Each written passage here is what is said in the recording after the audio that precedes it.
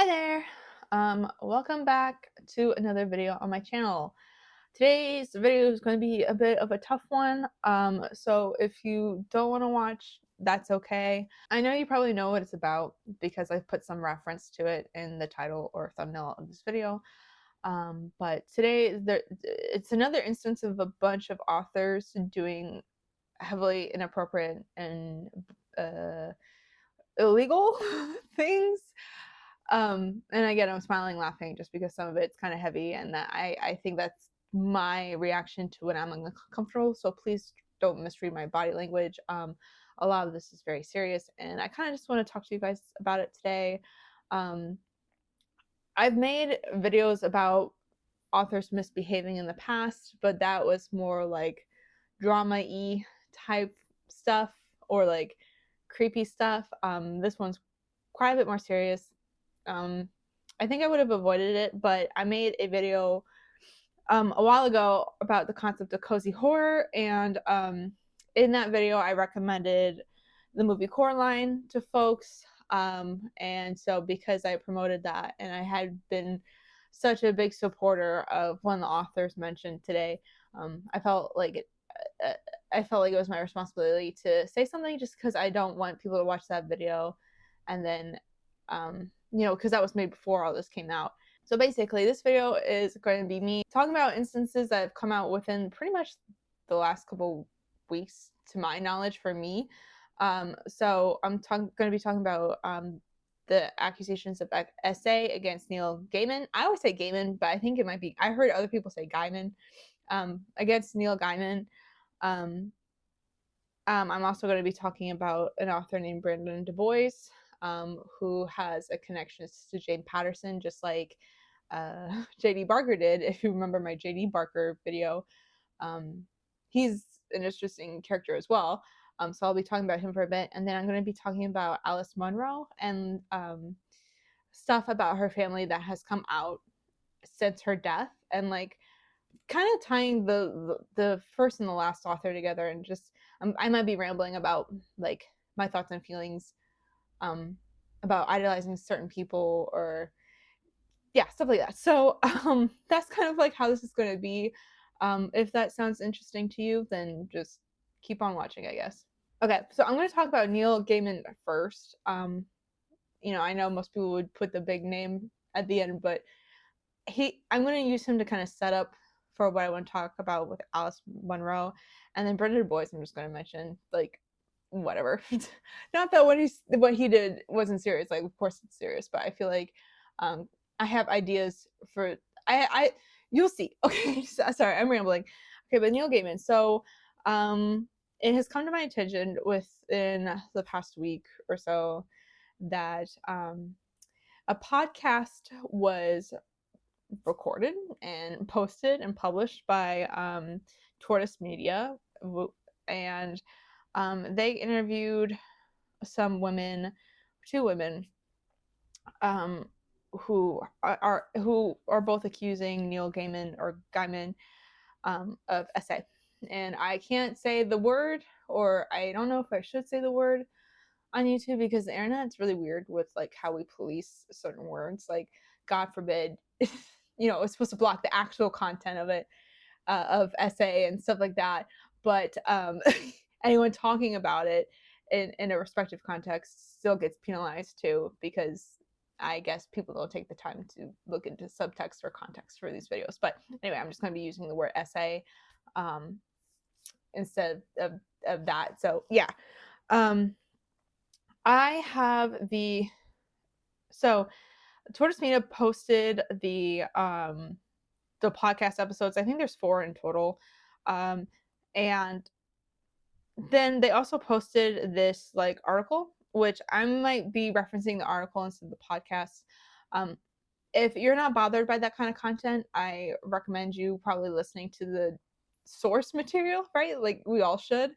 But also, if you're somebody like me, some of that stuff can be kind of challenging at times. So just like be mindful of that. For me, I was able to read the article without much issue, but yeah, so I'm just going to be referencing that.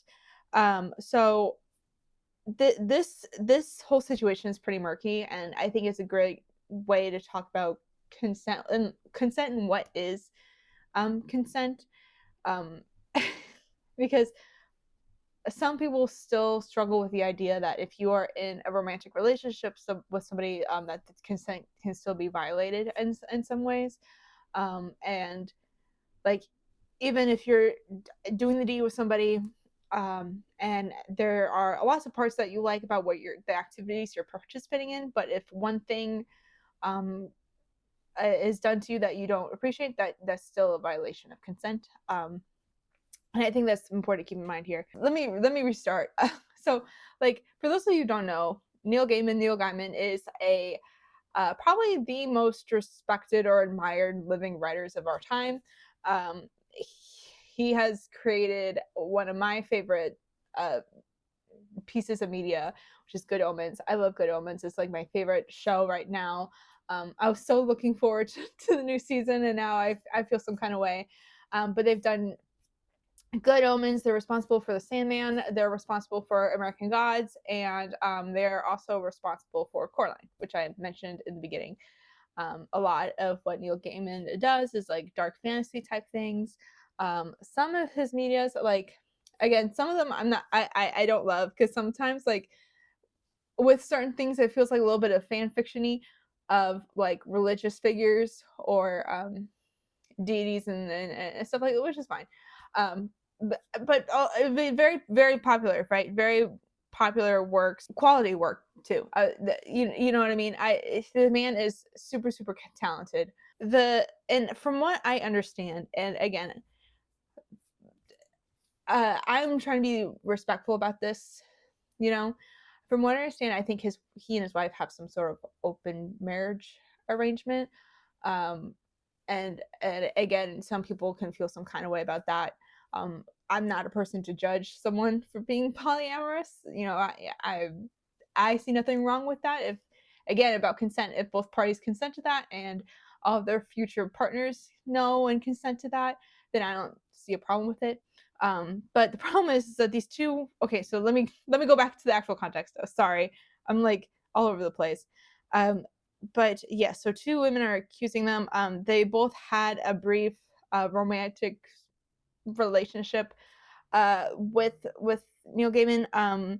One of them was a fan that met him at an event, um, and the other one was a woman who was a nanny for his children for a little bit. So, and again, like this isn't just drama stuff. Like the New Zealand police are involved with these complaints. And I think at first, from what I understand, when one of the women came forward initially, they told them that they might not have enough evidence to really press for something because it would be hard to prove. But they are still having an ongoing investigation. I think that's important to note because it's not just like, and I don't mean to discredit anyone who does this, but it's not like people posting on Twitter about it. You know what I mean? Like this is somebody who's actively taking the steps to get some sort of justice. So I think we should respect that. So the first woman, they reference her as Scarlett. I don't know if that's her actual name. They allege that Gaiman essayed them within hours of their first meeting in February of 2022 in a bath in his New Zealand residence, where she worked as a nanny to his child. Tortoise, I'm reading directly from this source. So Tortoise understands that Gaiman's account is that they only cuddled and made out in the bath, and that he had established consent for this. His position is that over the 3 weeks relationship that followed, that he only ever engaged in consensual digital penetration, and I didn't know what that was at first, but I looked it up, and it's okay. Dedos. That's how you say it in Portuguese. I don't know why I said that, but your digits. Because I thought digital was computer. No, it's that. Okay, anyway, sorry. And then reading further on, Scarlett alleges that within this otherwise consensual relationship, Gaiman engaged in rough and degrading penetrative acts with her. Tortoise has seen messages, notes, and spoken to friends who Scarlett talked to at the time, which all support her allegations. Okay. I also have I'll be posting a link to this article in the description of my video if you guys want to take a gander for yourselves. And the podcasts are also readily available on this website within the context of this article if you want to give it a listen to. The second woman, Kay, was 18 when she met Gaiman at a book signing in Florida in 2003. She began a romantic relationship with him when she turned 20, and Gaiman was in his mid-40s, but alleges that she submitted to rough and painful intercourse that she neither wanted nor enjoyed. In one incident, she alleges that Gaiman inserted himself, uh, despite her asking him not to, as she was going through a painful infection. Okay. Gaiman's position is that he denies any unlawful behavior with Kay and is disturbed by her allegations. So he claims that he thinks her allegations are motivated by her regret over the relationship, and that Scarlett, the nanny, was suffering from a condition associated with false memories at the time of her relationship with him, a claim that is not supported by her own medical records and medical history. Okay.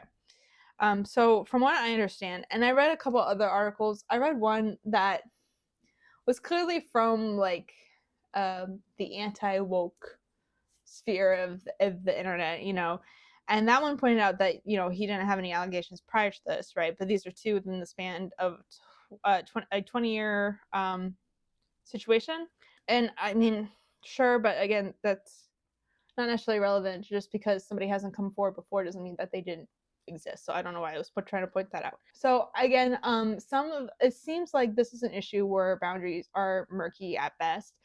And I don't necessarily want to go into like, are these claims credible or not? That's not really what I'm talking about. But I do think it's important to talk about like power imbalances in this situation. And even though he is somebody who is very vocal about like certain social issues, and he has been an outspoken feminist, and he has been very vocal about his political opinions, all this stuff, it really came as a shock, like, because my husband was the first one to tell me about this. I didn't even know. And then later on threads, I saw a lot of people talking about it, especially since like I'm in a lot of author spaces. People were discussing it, and they were in complete and utter shock about this, right? They're like, how can someone who seems to get it, like, everyone felt so betrayed because this was like the last person we would be expecting to do this. Like, it's no stranger that, like, unfortunately, powerful men turn out to be horrible people. I think that's something we see time and time again. But this one came as a really heavy shock. And I saw that there's some people who were even kind of questioning the validity of this, which was a little disappointing, because of reasons I'm going to go into. But anyway, my point is that this is seemingly a man who's with it, who should know better, right? And even like, let's take the SA allegations off the table, right? There's still like a huge power imbalance with all these relationships, right? The fact that there was such a big age gap present between these relationships, and the fact that one of them was a fan, right? And probably would have done a lot of things to please someone that they looked up to, especially if they're really young and they don't have the life, like, what, 18? They don't have the life knowledge or experience to know that they can say no to powerful people like that. It, and then the other incident with this Scarlet woman, she was in a situation where he was her employer, right? We criticize that dynamic for other men who take advantage of their employees, or not just men, but anybody who takes advantage of their employees. There's a power imbalance there, especially if the proposition was made on their first day of work. Like, that's crazy. In their home, I think there's a lot of pressurizing context to the beginnings of these sorts of relationships that do make them somewhat inappropriate. And at first I was like kind of hesitant to talk about this, just because I met my husband when I was 19, and he was a bit older than me.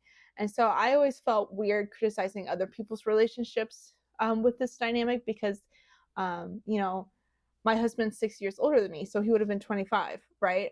So yeah, there was a difference in our life experience at that point. And I mean, we talked about that quite a bit. Like, we weren't ignorant to it. But now, if I saw like my daughter, or if I saw anybody else really enter into that kind of relationship with an age gap, um or with some sort of power imbalance like that, I would tell them to not do that. And like, now that I am 29, I just turned 29 this year, almost 30. I look at people who are 18, 19, 20, and for me they're still children, like, in my head. I contextualize them as, like, young, as naive, as like, and I'm just not attracted to that. I think you can look at young people and be like, oh, young people have such cute outfits, or young people are so cool, they have like all this spunk. There's lots of things to admire about a younger person, but like, I can't fathom, even at my age now, being attracted to somebody at that age, right? So for Neil Gaiman, who was, like, I think in his 40s at that time with the 18-year-old, um, that's wild to me, especially if you're somebody who is so, like, internationally renowned as an author, and a spokesperson, and a thought leader, and all this stuff. I'm not here to judge him for having extramarital affairs. I think that's his business. But to have them with somebody so young is kind of jarring to me. And again, for the other woman, Scarlett, the fact that she was in a subservient position already as his nanny. Um, yeah, I don't know. Um, it just seems inappropriate to me. At the most forgiving, it's extremely inappropriate, and one wonders what kind of consent can be given those power imbalances. You know what I mean? And I think he knows better, and is aware enough for that. And that kind of gets into this other point I wanted to make, where it's about what does the bad guy look like. And I was talking about this with one of my mutuals, and I don't know if people really understand it enough, because I saw some people talking, and like I said, they never would have expected this from him, being who he is and having the values that he has, and you know trying to make media that is also somewhat of a safe space for folks, right? One person even made a comment that was like, oh, I'm so shocked by this, because he doesn't look like the kind of guy that would do this. He's not like somebody's creepy uncle, or like a really old guy, or like, just, and like, he doesn't look like that, right? And I think what people don't realize with, like, people who are predatory, especially if they're clever, is that they're not going to look like that. I think there's plenty of instances where there is a creepy old guy, and I will get into that in a minute, where there is a creepy old guy who just either doesn't care or isn't clever enough to cover his tracks. Same thing with, like, violent men. And trust me, there has been plenty of those that have shown up in my life where they are predators, or they are prone to violence, but they are not smart enough or clever enough to cover their tracks. And you know if that comes out, like, people are like, oh no, but they're not, like, surprised, right? But another thing we have to remember is that, like, anybody could be like that, and that's, like, the unfortunate truth about reality, especially if someone is really concerned about, like, being a good person or looking like a good person, right? Because that is a tactic a lot of predatory people use um, to do exactly what has happened, right? It caused such a stir that people didn't want to believe it because of this person's reputation. Like, some predators are really, really overtly concerned with their reputation, and they will do anything to maintain it. Um, they also do this as a way to, like, if a victim does come forward, they automatically are just, nobody believes them, right? Because how can somebody like this do this? They are so nice, they are so charming, they are so funny, they have done so much good for this world, they are so intelligent. It automatically makes the outside folks, like viewers like us, kind of in a state of disbelief, right?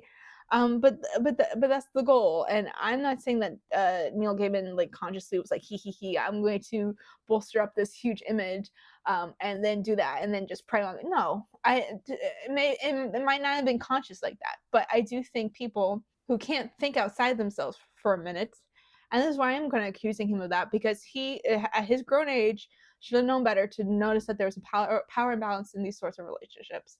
Um, so at his grown age, yeah, I hold him responsible for that, you know. But it's like, I think people who are really driven by their ego, um, also think, a, I'm above it, so yeah, I'm not doing anything wrong because I'm me, right? Everybody wants to be with me.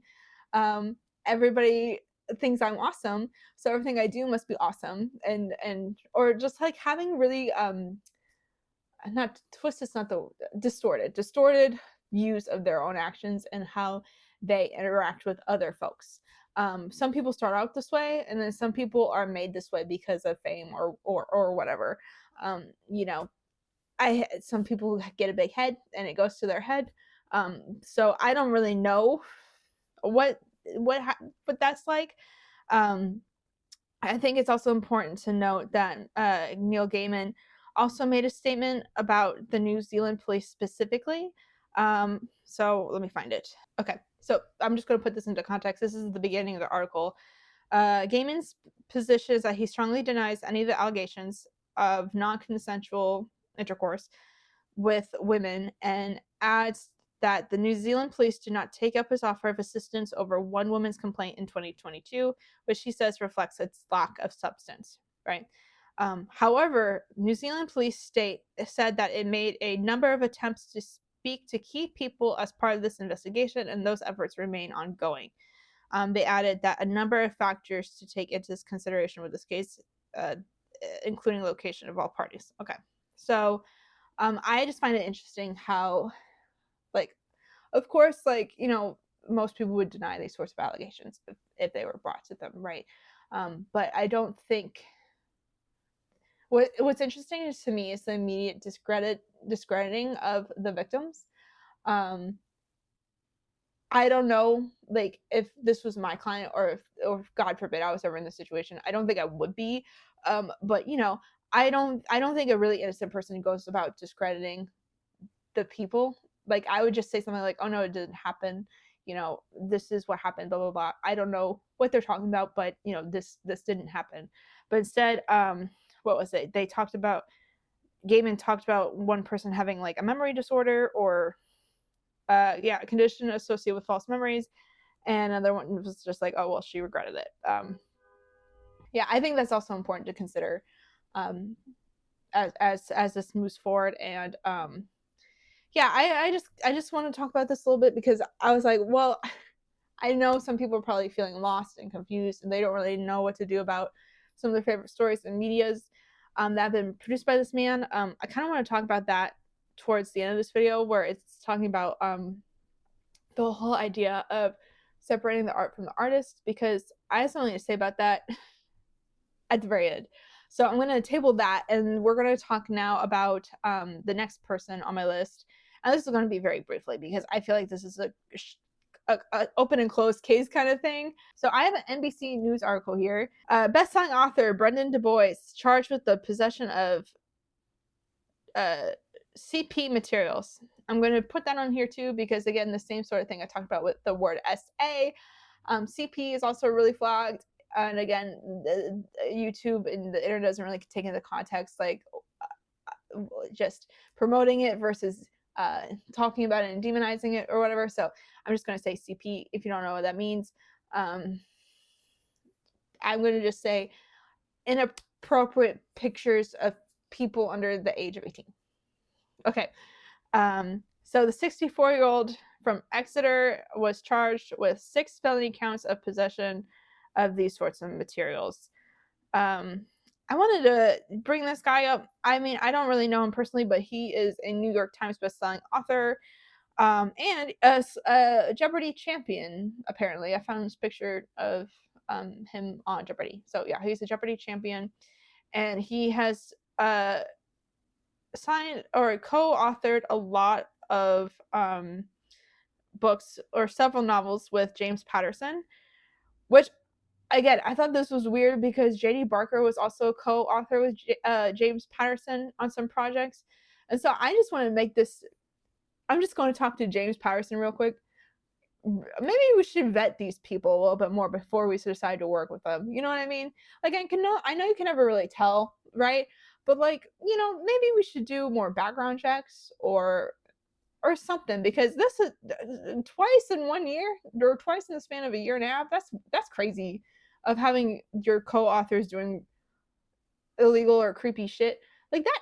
Girl, what's up, girl? You are the company you keep. Like, watch out. I have my I have my eyebrows raised. So like, what? Okay, so basically, so he's actually charged. They found the materials.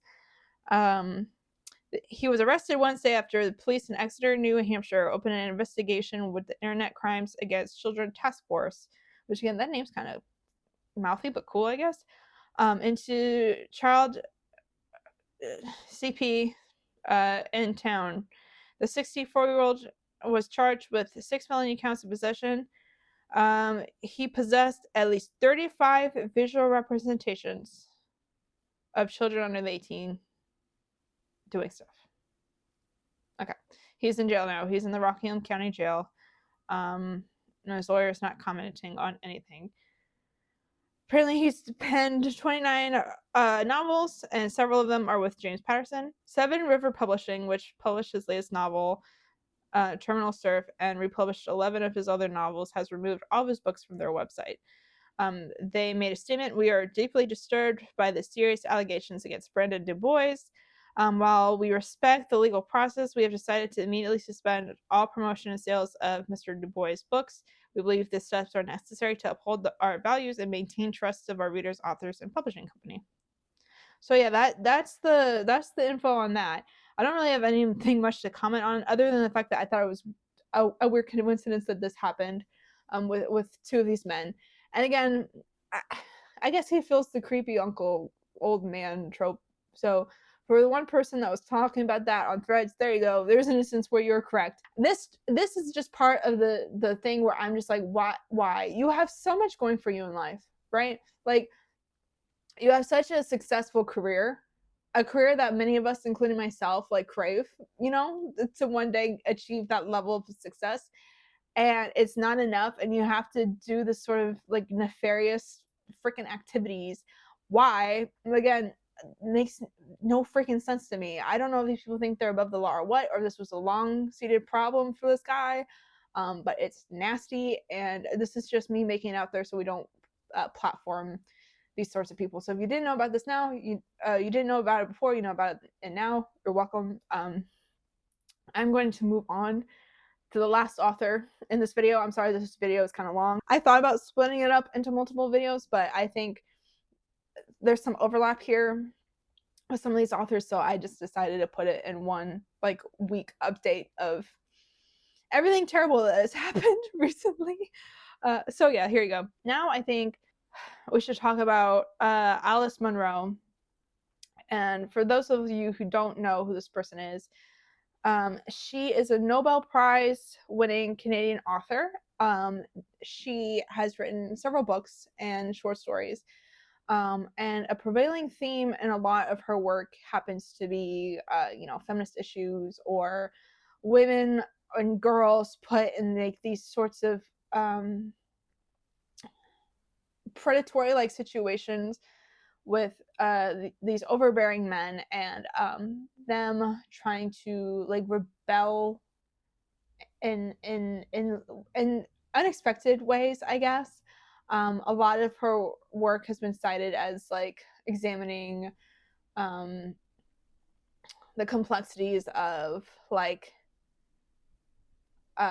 women's sexuality, especially if that comes about in predatory means. And again, I'm not very well read on her.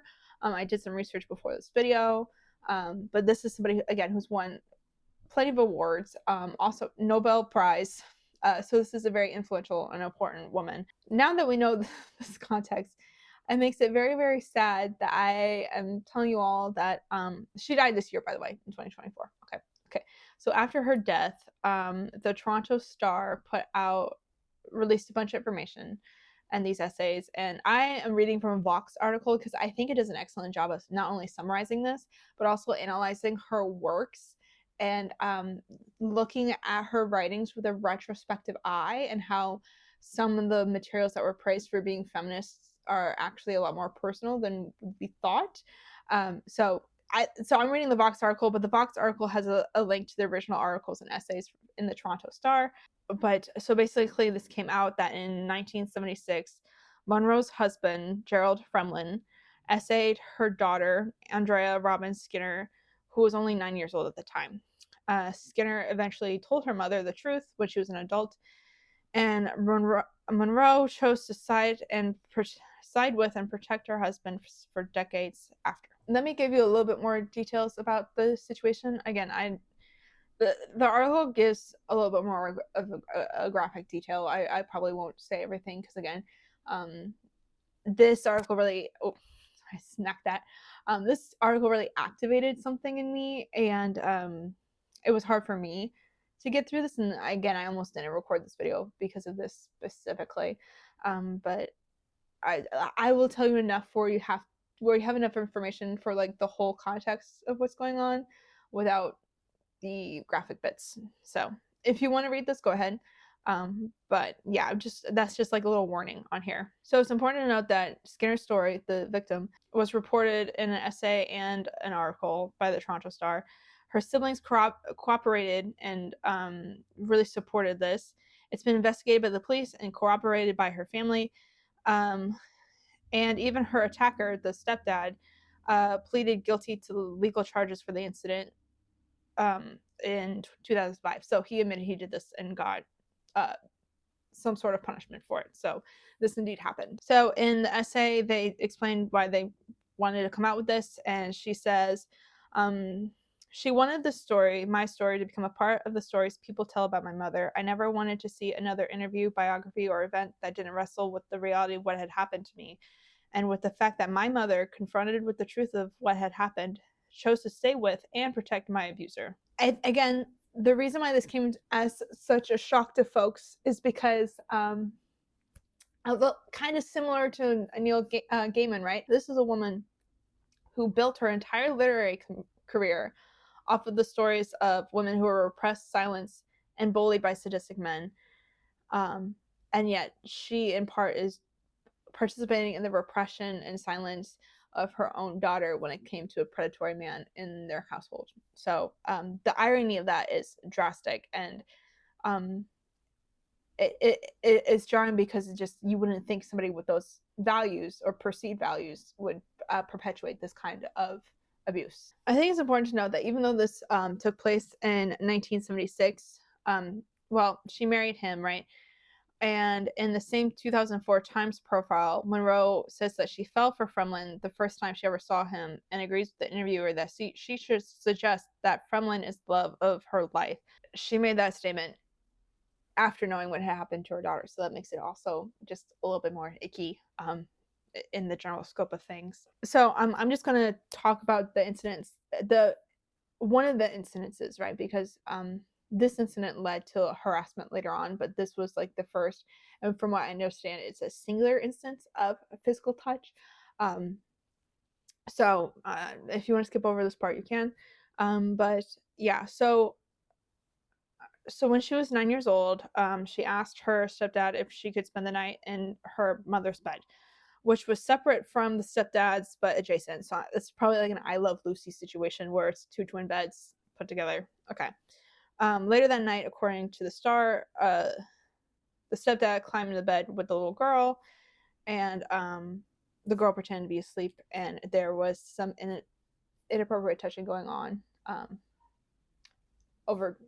on both parties.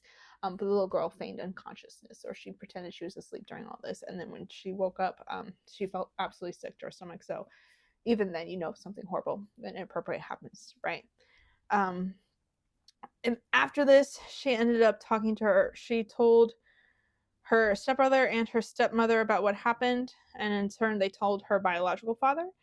But the biological father did not talk to the mom or the daughter about this. Instead, when the daughter would return to her mom's house in the summers, the biological dad just asked her older sisters to look out for her and make sure she was never alone with the stepdad. So yes, another instance of the eldest daughters being forced to protect their children, their siblings from shit when the parents are doing absolutely nothing. Don't even get me started. That's that one of the very activating things here is that the responsibility and the safety of children is not placed on the parent, but it's placed on the older siblings, which I is more common than I realized. And yeah, anyway, it's a little personal there. But you know, I feel bad. They didn't do anything. Okay, so he didn't touch her again, the stepdad, but he continued to harass her until she reached her teenage years. He would expose himself to her and proposition her for intercourse. He told her if she told her mother about what had happened, then the shock would kill the mother, Munro. So the daughter stayed quiet. Obviously, this affected her physically and mentally for years, and of course it would. In 1992, when Skinner was 25, she decided to finally tell her mother, Alice Munro, the truth. She wrote her letter outlining the abuse, and she mentioned that she's been afraid to tell her mother all her life because she thought that the mother would blame her for what happened. And she was right. Um, So, according to this article, Munro treated the stepdad's abuse as an infidelity instead of what it actually was, and perceived this to be a betrayal from both him and her daughter, which is wild, absolutely wild. She left her step-husband. She left her husband and went to another house and stewed over it. She said it was over humiliation. When Skinner told her that the friend's abuse had damaged her, Munro brushed the idea away, saying, "But you were such a happy child," as if that has nothing, as if that outweighs the trauma from that experience, right? Like, just, oh, you were literally happy, everything's fine. Yeah. So anyway, meanwhile, in a letter written to the whole family, the stepdad, Friendland, threatened to kill both himself and Skinner, and to make public pictures he'd taken of 11-year-old Skinner, which he described as extremely eloquent. He wrote in his own explicit account of the abuse, in which he described a 9-year-old Skinner as a homewrecker. Okay. Okay. So this is the part that is just wild. And again, I'm going to put another warning on here for y'all. If you're still here, okay, let's go. So the stepdad writes, "It is my contention that Andrea invaded my bedroom for schmexual adventure," from Munro.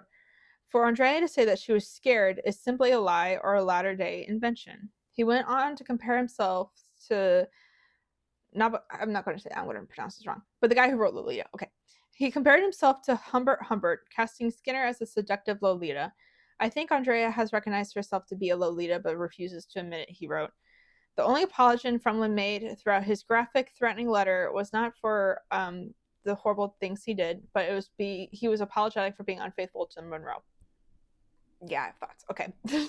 After a few months of being separated, Munro went back to Frumlin, the stepdad, with a faux feminist defense of her actions. Not my words, the articles. I have it here if you haven't been noticing. I'm like looking down and reading. Skinner writes that Munro said she had been told too late. She loved him too much, and that our misogynistic culture was to blame if she was to be expected to deny her own needs, sacrifice for her children, and make up for the feelings of men. Girl, what the fuck? Like, what the fuck?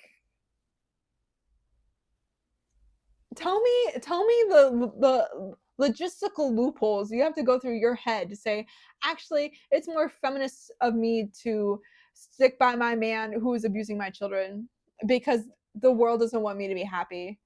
Girl. What was it? What, the makeup for the feelings of men? You're excusing the feelings of your man. Hello? How is that feminist? Girl, you can get, I'm sorry, but okay. I'm gonna be so for real, and it's gonna sound so mean, but you can find another man. Okay? You've already done it before. You can find another man. If anything, I don't know how you would still be attracted to someone who did that sort of shit to your own children. There was a quote earlier, and I didn't read it because I didn't think this was pertinent. but maybe it is. Where in the article it talked about how she never really wanted to be a mom, and then she found a sadness within motherhood, or I don't know if it was more of just like a disappointment or a sadness. But yeah, she said she didn't have strong feelings about being a mother in the first place.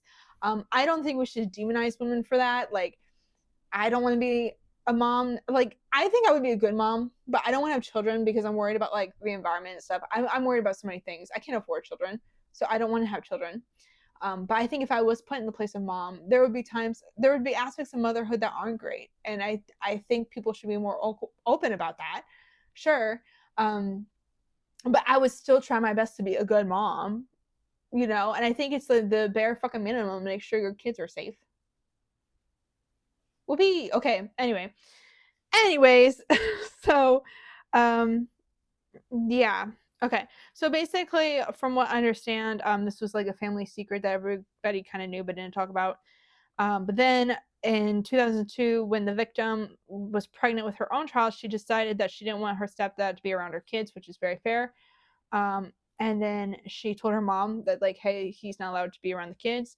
And her responses to that was, and then she just told me that it was going to be a terrible inconvenience for her because she didn't drive. I blew my top and started to scream into the phone. Oh, about, yeah, basically my point is that she details what had happened and is screaming to her mother about this and says, how can you still be attracted to somebody who did that? Okay. The next day, Munro called Skinner back to forgive her for speaking to her mother in such a way, and Skinner decided to cut off contact. Wonderful. Okay. In 2004, after reading the New York Times Magazine profile in which Munro speaks so lovingly about the marriage she has with Frenlin, the stepdad, Skinner decided to go to the Ontario police. She brought about the 1992 letters from both herself and Frenlin about the abuse. Okay. In 2005, the stepdad pleaded guilty to one charge of indecent assault and was sentenced to 2 years probation. The daughters, Skinner felt satisfied with the sentencing, feeling that, you know, because her stepdad was 80 by then, he was so old, he was unlikely to hurt anyone else. And she is better than me because I don't think so. I know people are old and they can't move about the way they used to, but I don't think that evil goes away unless somebody like is actively trying to change. And it seems like this person was not sorry for anything they did. So that was a generous sentencing, and she was a generous person to me. And I don't think I would have been satisfied with that, but that's just me. But I think for her it's more so about like having some public record since her mother had such a public life, if that makes sense. Yeah, so basically this is just saying that this article didn't really get published till after her mother died in 2024. Yeah, so that's the whole gist of the situation. So I'm sorry that took forever. Um, yeah, it's a lot. It's a lot. And I kind of hit on it before, but it's just like you wouldn't expect this from somebody who has been so public about their their examination of equality and like women surviving these sorts of situations, right? So now that we know the full context of the daughter, Vox did something amazing where they look at the topics of what this woman wrote about, right? And now they're perceiving it in a different context. Whereas before it felt like, oh, this is an analysis for what all women go through, and this is something we need to criticize and break down, and feminism and woo. It doesn't really read like that anymore. And at times it reads almost like dismissive of what the daughter went through. And I'll read something that is evident in that. And then another passage from a different work of hers reads almost like an admission of guilt. But then, like, this person also never said sorry in her own personal life to her daughter. So yeah, so I'm going to read both of those to you right now. Again, this is from Vox. So only 2 years after the stepdad abused her daughter, Munro, while she was asleep, Munro published a short story called Wild Swans, in which a man, can I say that word? Inappropriately touches a college student on a train while the student Rose pretends that she's asleep, which is exactly what happened to her daughter. Okay, I'm gonna read a little bit from here. Okay. Rose is horrified to find her seatmate's hand on her leg, but she finds herself unable to reject it, embarrassed at the thought. It made her, the quote, it made her feel uncomfortable, resentful, slightly disgusted, trapped, and wary, Munro writes. Yet, if she did say please don't, she was sure that he would ignore her, as if overlooking some silliness or impoliteness on her part. She knew that it was that as soon as she said it, she would hope he had not heard. And then later on, she writes, there's also curiosity, more constant, more imperious than any lust, the desire to find out what will happen if she does nothing. And eventually, there is lust itself, a sly luxuriance that renders her both victim and accomplice. Later, we learn Rose will use this memory of the encounter as a reliable fantasy. When people were reading this without the context, right? Obviously, you can tell that this is about like social pressure from men and like so how some people feel defeated and they don't want to fight back in those sorts of scenarios. Cool. Um, and that sometimes when something like that happens, even though it's unwanted, there is like a physical reaction of arousal sometimes because it's a physical response. You don't. Yeah. Anyway, it's so complicated, right?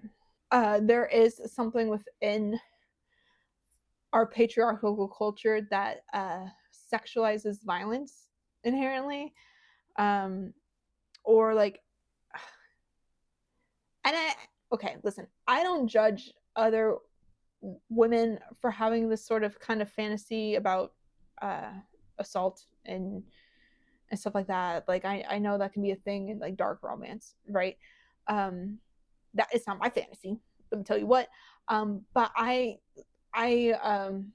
understand that that is a complicated matter when it comes to a woman's sexuality, right? And so that's like initially what people thought this was like a nuanced take on, yes, this is inappropriate, this shouldn't be going on. There's a social pressure to comply with a dangerous man. There is feelings of shame and guilt as if you are participating because you don't speak up. And then there could be a shame and guilt around feeling aroused during this inappropriate experience or incorporating that into your sexuality in some way in the future. Okay, people thought that was like a nuanced take, but like uh, if you reread that with this context, this article states it, and I even felt that way too after reading it. I was like, oh my god, this is just like almost victim blaming her own daughter because she wrote about the exact same scenario her daughter approached her about, right? Like, isn't that weird that you said, oh, you're writing about your daughter secretly enjoying the horrible things that happened to her? Like, as if there wasn't contextual evidence that showed that the mother blamed her daughter in some ways for seducing her husband. Like, what?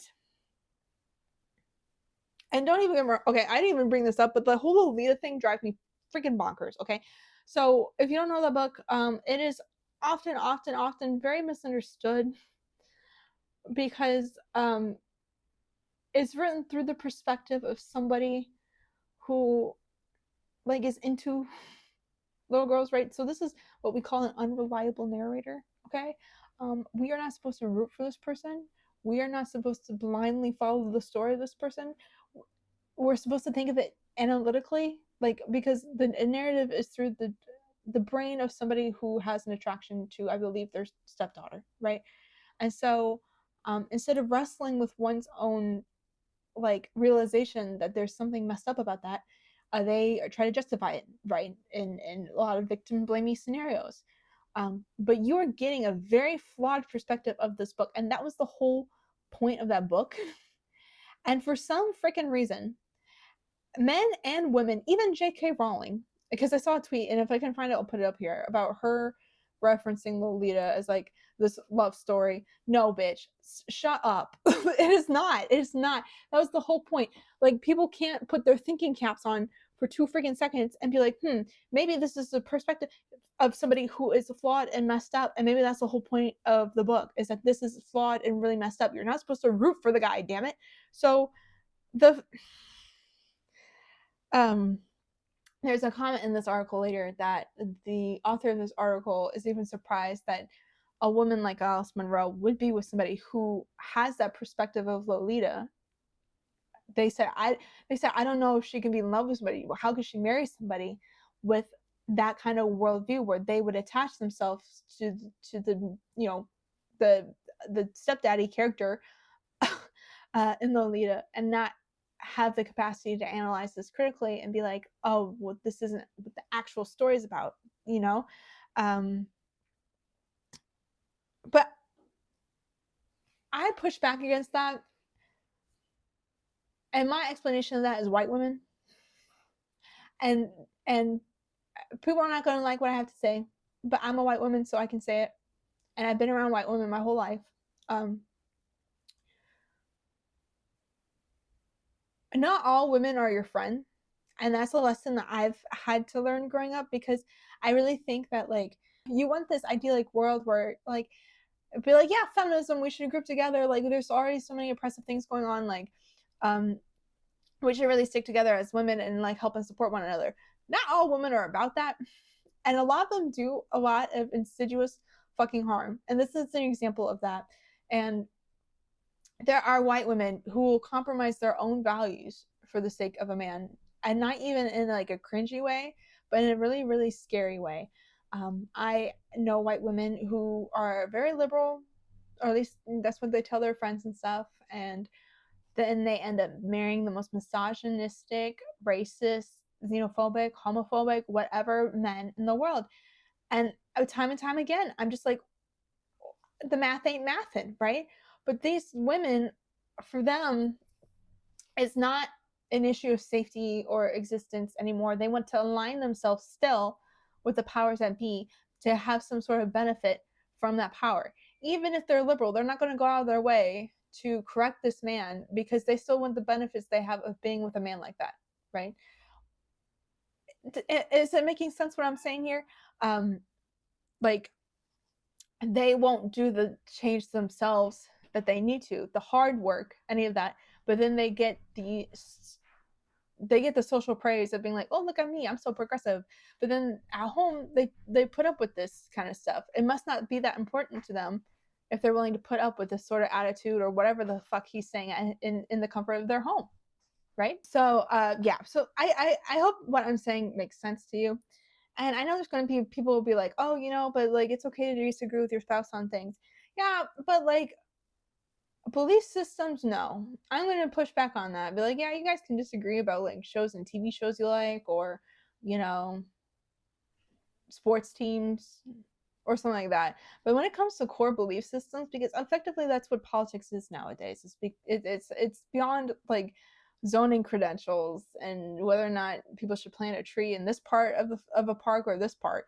It's literally issues of human rights at this point. And if you align yourself with somebody who doesn't believe in your core bodily autonomy or right to exist, or is a monster in this case, then no, you're just as equal of a monster as them. I'm sorry. That's what I think. And I understand that maybe people change over time and they weren't this way in the beginning and they turn this way, and you're like, oh, what do I do? Like, I've been married to this person for X amount of years.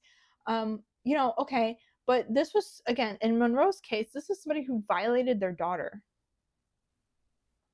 I don't think there's any world where that's acceptable. And, I guess we don't really know what goes on behind closed doors. Maybe she was scared of him as well. Maybe she felt threatened or whatever. But according to the contextual evidence that we have here in this article, or the essays from the daughter, that doesn't seem to be the case. And this could also be an issue of, again, saving face, maybe not wanting to be portrayed as a victim. So they're aligning themselves with this abusive man because they don't want to admit they're afraid. I don't know. Or this could be a case of doubling down, because some people, and I've learned this the hard way too, some people would rather double down than admit that they failed you or did wrong by you. You know what I mean? They'd rather pretend like you're the crazy person and that none of this ever happened than to take blame for their part in allowing this whatever horrible thing to happen. So something to think about. I'm going to read another thing that is presented in this article, and then I guess we can trickle into like final thoughts, even though I'm kind of hinting on them already. I'm sorry, I'm like going on tangents in between here. The other example, the Toronto Star actually pointed this out, sorry, points to the short story called Vandals. It was published in 1993, a year after Skinner, the daughter, told her about the stepdad's abuse. So this is fresh on the brain, apparently. Vandals tells the story of a woman named Bia in a relationship with an alpha male, Landner, I think. I don't know how to pronounce that name, Lander. Bia is devoted to Landner, who takes care of two neglected neighborhood children, Liza and Kenny. He lets them romp around his property, teaching them about nature. Lander, though, is emotionally withholding and demanding. He casually humiliates Bia, mocking her as a vain and cowardly and silly. And he takes advantage of Lisa, has in secret grabbed Lisa and squashed himself against her. Lisa does not, or Liza does not tell Bia about the abuse, but she has the sense, nonetheless, that Bia can protect her from the worst of Ladner. Surely she could do it, Liza thinks of Bia. If only she could turn herself into somebody firm, serious. Okay, this is a direct quote, so excuse me, I'm going to reread that part. Direct quote. If only she could turn herself into somebody firm and serious, a hard and fast, clean swooping sort of woman whose love was deep and sensible. If only she could find a way to rescue them, to make them all and keep them all good.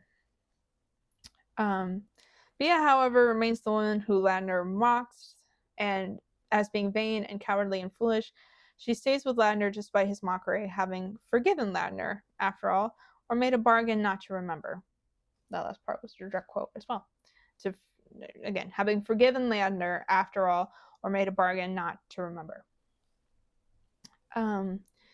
According to the end of the story, years later, Liza breaks into Bia and Ladner's house and trashes the whole place with an artistic flair, ripping apart books and pouring whiskey and maple syrup all over the floor. Direct quote. What did they do that made you so mad at them? Her husband asked her. Who's mad? Liza responds. Liza's vengeance targets not only her abuser, but also Bia, the woman she believed that would protect her, but failed to be the kind of firm and serious woman who could do so. It's her revenge at the heart of the story, and the narrator suggests that her vengeance is fully justified. Okay. Interesting that this story was written right after her daughter confesses that all this had been going on in their home. This could be the author's attempt at making sense of what happened, but again, it's weird to not. You could just write this in your diary. You're publishing it for profit. That's weird. Okay, so the article continues, trying to make sense of what happened. The horror of Skinner's letter wrecking her nice life like a vandal in a lovely house. Okay. Just punishment for her own shameful failure to protect a child, as she made a bargain not to remember her husband's vicious humiliation of her. So that's okay. Yeah, when I read this, I think there is a degree of shame in it, from the mother's part about not being strong enough to protect her daughter. And again, this is what makes it hard, because again, is this victimhood justified? Like, I'm just going to talk my own experience here briefly. So I grew up in a home that was volatile and not safe. And one of my parents was very, very physically abusive, and the other was not. And for a long time, I carried a lot of anger at the person who was not, because I saw them as just as complicit in this as the person who was physically abusing everyone here. It's important to note, though, that the abusive parent was also abusing the other one, right? So it wasn't like they were completely left out. They were also a victim of physical abuse themselves, as well as the children in my home. But it was hard for me to associate victimhood with the other parent, because I thought, hey, you're the adult in the situation. Like, why don't you just leave? It makes no sense. Part of that is correct. But part of it isn't, because with this idea of victimhood, it's hard. And if someone really is scared for their life, and they feel like they almost have to comply to the whims of certain people, and not everybody has the courage to stick up for themselves in those moments. It's very easy to say, like, oh, this is what I would have done if I was in that situation. But until you live it, it's like a whole different matter entirely, right? So I have learned to treat my parents with a little bit more grace in that regard. Or the one parent that was a victim themselves, right? Um, Again, a lot of the work is on the eldest daughters, right? Ultimately, my parents ended up separating, but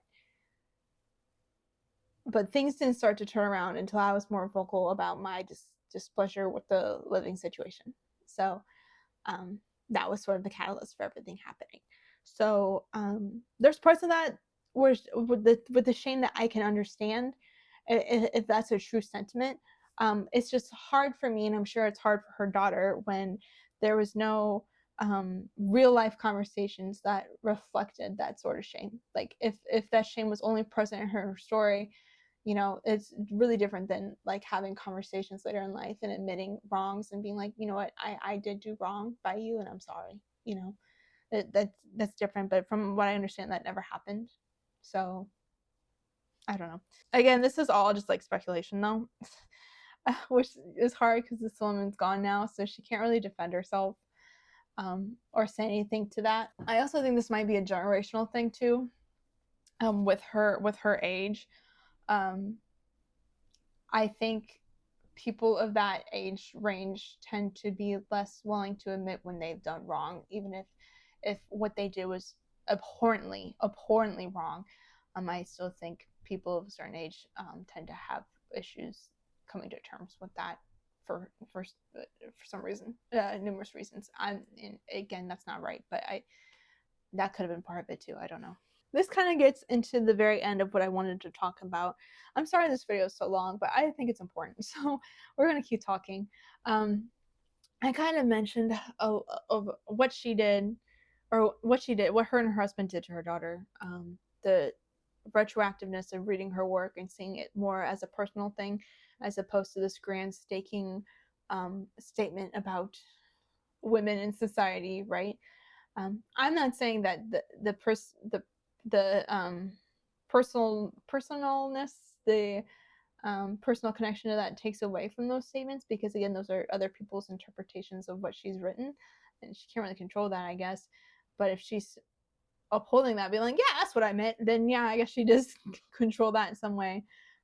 But yeah, now reading that retroactively and seeing that and seeing how more complicated this is, that kind of darkens some of her like woo feminism type stuff. This Vox article points out a book that talks about like when you find out that something that was made by that someone you love, like Good Omens in my case, ended up being made by a bad person. What do you do, right? She has a book. Claire Driver, I'm not good with names, I'm sorry, has a book called Monsters, A Fan's Dilemma. And they argue that one of the reasons we find ourselves so preoccupied with the question of what to do with art from bad people is that the real question is a kind of laboratory or a kind of practice for the real deal, real question. Namely, what is it to love someone awful? The problem is that you still love her. Okay. We fret over how to handle art from artists who have done horrible things, Dredger suggests, because we don't quite know what it is we should do about the people we love in real life. Friends, family members, spouses who do horrible things themselves, and then we find ourselves in awful positions for still loving them. So I get the context that they're bringing this up, right? Because yeah, Munro found herself in this position when she found out that her husband had did something awful to her children, and obviously she acted in a bad way. And she was complicit in whatever he was doing, and we don't know if she was actually ashamed by that or if we're just interpreting something she wrote as that, because publicly and according to the statements of her own children, she never showed any sort of regret or shame. So I don't know. But according to the person who wrote that book, whose last name starts with D that I can't pronounce, their argument is not a call for us to estrange ourselves from all of the people in our lives who have failed us, or to unthinkingly discard art from artists who have done terrible things when their art still matters to us. Instead, her argument is a call to reckon with the love and the monstrousness all at once, to hold both in our minds, the way Munro could do in her fiction, but not in her life. Okay. That's the one I kind of wanted to touch on because I don't necessarily agree with that. I don't know about the author's personal life. I am not claiming to make any assessments about their life, but that, to me, that sounds like it comes from the view of somebody who's never really had to cut off family before. Because just because you love somebody doesn't mean they love you back. And you shouldn't have that space in your heart and your soul and your mind for somebody who doesn't love you back, or somebody who doesn't treat you well, or somebody you shouldn't. I mean, I think you can love them as a basic level love for all human beings, sure. But anything that beyond that, you are not only betraying yourself, you're betraying your own safety, but you're also betraying, like in Monroe's case, her own children, right? It's not about you anymore. It's about the group. So I don't necessarily agree with the ending of this article. Is life complicated and messy? Yes. Can people be really flawed? Yeah. But in the case of, like, when it's revealed that you have people who are sexual predators as authors, artists, musicians, whatever, how much are we willing to write away because they are talented, right? Nobody's saying that someone can't be a monster and talented. Yeah, those things could go together. But should we really be supporting them in that way? And this is going to sound really cancel culture-y of me, and I don't want it to come off that way because I don't believe in cancel culture. And I said this way back when it was starting to be a thing with the Me Too movement. I was really pessimistic about it because I didn't then, and I still don't think that cancel culture is actually as effective as it needs to be. I think it's easy to be like, that person's a bad person, don't buy their shit, and people don't buy their shit, but these people don't get any jail time. What the hell? You know?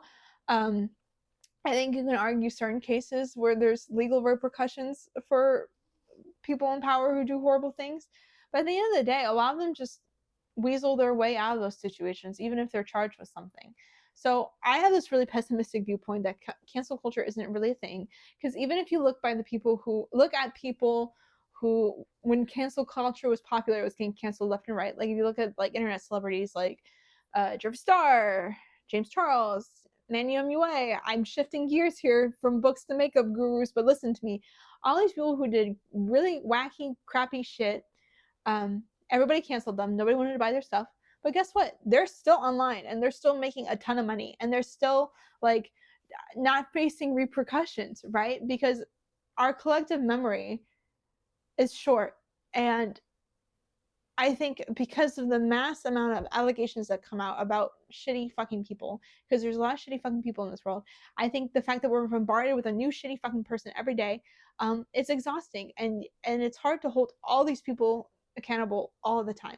It shouldn't be up to the general population to be like, that's wrong, that's wrong, that's wrong, and be the executioners of justice here. That's what our courts are supposed to do. That's what, our police are supposed to do. But they operate in such a corrupt system that we can't depend on them. So that blame for a while got shifted to the consumer. And I still, like, there's still things that, like, I'm like, okay, well, that's a bad person, like, I don't want to support them anymore. Like, I was a huge Chris Brown fan back in the day, Nappy Boy Radio, or but then all that came out with Rihanna, and I stopped supporting his music because, as somebody else who knows what that's like, I can't in good faith hold that person in a high regard anymore. I just can't. Now, I'm not perfect. I still have my guilty pleasures. Like, I'm gonna be so for real. Like, I love Pokemon, right? But the Pokemon company gave financial support to the Trump campaign. I don't like Trump, but what do I do with that? Same thing with like true crime. I think the true crime genre as a whole, especially when it comes to the makeup girlies on YouTube, which again I listen to. That's my guilty pleasure. That is a problematic system in itself because it's profiting off of like the really really sad stories of people who might not have consented to have all their information put out there. Or like, do the families really get any of the profits from these? Are these people are making money off of other people's suffering and they're not really donating that money back to the families? That's kind of messed up. um Especially like, which again I didn't watch because no, but like when that Jeffrey Dahmer show with Evan Peters was popular on Netflix, people were eating that up. But like the families of the victims kept saying like, we don't want this on air, like we don't want, but nobody listened to them, right? That's messed up. I didn't watch that one because of the issues with the families, and plus I just can't. I no, I can't do that. But you know what I mean. So like there really is like, if I don't want to use this as a write off, but there really is no ethical consumption under capitalism. If you dig deep enough, every single thing is going to have something fucking wrong with it. Um, but like I said, when it comes to holding space and love for those who are monstrous, I find that hard to do. And it's not a lack of empathy because trust and believe. If anything, I've been told like I'm too empathetic. Like this is coming from somebody who's actively working on their own boundaries when it comes to like their family and like other people in their lives. Like I've had such a hard time with friendships and family because I don't know what appropriate boundaries look like, and I find myself either going along with things I'm uncomfortable with or overextending myself to make other people comfortable, and at the detriment to my own self. Um, I worry that like that is language that could be used to silence people who are actually going through something, to like not speak out because you're supposed to still hold love for the monster and the person. Because I'm gonna be so for real with you, there's family members that I don't think I love anymore. Like, just I respect them, sure, because they're human beings and they've been in my life and I have had good moments with those people, but you have to sit back objectively sometimes and depersonalize it and be like, if this was a stranger speaking to me this way, would I put up with it? No. Okay. So I think people have the right to examine their own relationships in their family life and their friends' life and whatever, and think critically and be like, is this a good influence for me? And I think the same can be said for celebrities, artists, authors, whoever. And this is up to an individual basis, sure, but you should take the same level of critical thinking and objectivity and be like, I love this person's work. Like Good Omens, I love that freaking show, but with these allegations coming out, is this something that I still want space in my heart for, right? Because I don't want to necessarily be complicit or encourage somebody who does those sorts of things. And so that's why I was at the end, I was like, I don't know. And like I said, it's hard with the Alice, with the author I just talked to you about, because we don't know if she was a victim too. Like we don't know that, and she very well could have been. And she's not here to defend herself on that. But the facts of the matter is that she was complicit in these horrible things happening to her own children, and she wrestled with that, sure. But at the end of the day, it's not necessarily our perception of ourselves that defines us; it's our actions, right? And if you are repeating the same behaviors over and over again, thinking in this delusional state that what you're doing isn't affecting other people, I'm sorry to tell you, but you're the villain. You're the villain. And like, yeah, it can be complicated and you want to root for somebody to get better, but at the end of the day, if you're not making the effort to get better, then you are still the villain. And I don't know, I feel like the story of like monsters and villains that are like lovable are more so the people that are villainized by society, and then they're like, well, fuck it, I'm just gonna be like that. Like, I love me a evil queer villain.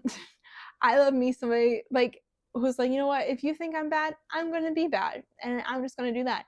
But that's a different scenario than somebody who's like turning a blind eye to abuse in their home, or having CP on their computer, or having inappropriate relationships and power dynamics, or like coercing people into sex.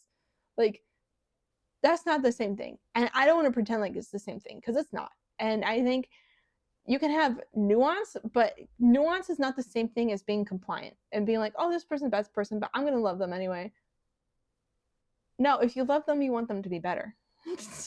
Or if you love yourself, you would want them to be better to you, you know? So this has just been a bunch of rambling from me. Thank you for watching this video, and thank you for letting me get this off my chest, because this is just like a lot, and the world is exploding. And it's hard, because I feel like even we can't escape things in media anymore. I think there used to be a time where we could just be like, la la la, I'm going to put on a TV show and escape my current reality into this fun, fantastical world. But then you find out that these fantastical worlds are made by people, the same people you're trying to run away from. And that hurts. And I'm not invalidating anybody's pain for that. Like, I was a Harry Potter kid, huge. Like, literally, you guys, literally, I like won I won a Harry Potter lookalike contest, and I got like a whole thing of free books at Notre Dame. That's how much into Harry Potter I was. I was cosplaying Harry Potter before cosplaying was a thing. Okay, so I understand the pain, because that was my escapism. That was the world I was going to escape, like what I was going through. And it's like, and then J.K. Rowling came out, and she is just a TERF, and she says these horrible things about people who, again, are just trying to survive, and they're villainized by society for no reason, saying these horrible things about people. I don't feel safe in that world anymore, right? Like, it's not safe anymore, so I can't exist there, you know? And I think maybe that's what that book was missing, because it felt,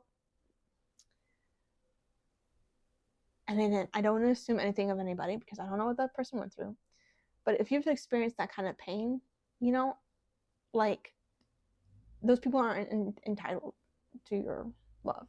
Those monsters are not entitled to your love. I'm sorry. Maybe that's radical of me to say. I don't know. Anyways, I'm getting emotional. Sorry. Let me just wrap this up. Thank you so much for watching this. If you have anything you'd like to say about this, leave it in the comments down below. I'm sure I'll get a lot of people that disagree with me about one thing or another. Okie day, just please keep it civil, because there's some responses that I probably won't entertain, but I'll just keep them up there for engagement, because girl, it really be like that sometimes. But thank you for watching this video, especially if you made it to the end. I really appreciate it. Feel free to like the video, comment down below, share it with a friend, or subscribe to my channel if you want to support me in any way. I guess this is a great time to mention that I too am an author. I'm not only a consumer of media, but I tend to create media. So I have 2 dark fantasy books, if you want to read them, that, again, feel sort of like more of like, if a Percy Jackson was like tropical in nature kind of thing. So that's Cursed Fate and Wicked Breed, the heavy found family vibes, and a lot of spunk. So, oh, and magic powers and animal companions. So if that's your thing, you like that. I also have short stories and a lot of different anthologies, and I have my own short story collection called Cursed Images, the scary stories from a child of the internet, which is kind of exactly what it sounds like. But it is, that edition is about the toys and tech of the early 2000s, which is when I would have been growing up. So if you like scary stuff and you like Y2K vibes, you'll probably like that. I'm working on sequels for that right now, but I don't want to say anything too much. But more sequels will be coming out hopefully next year,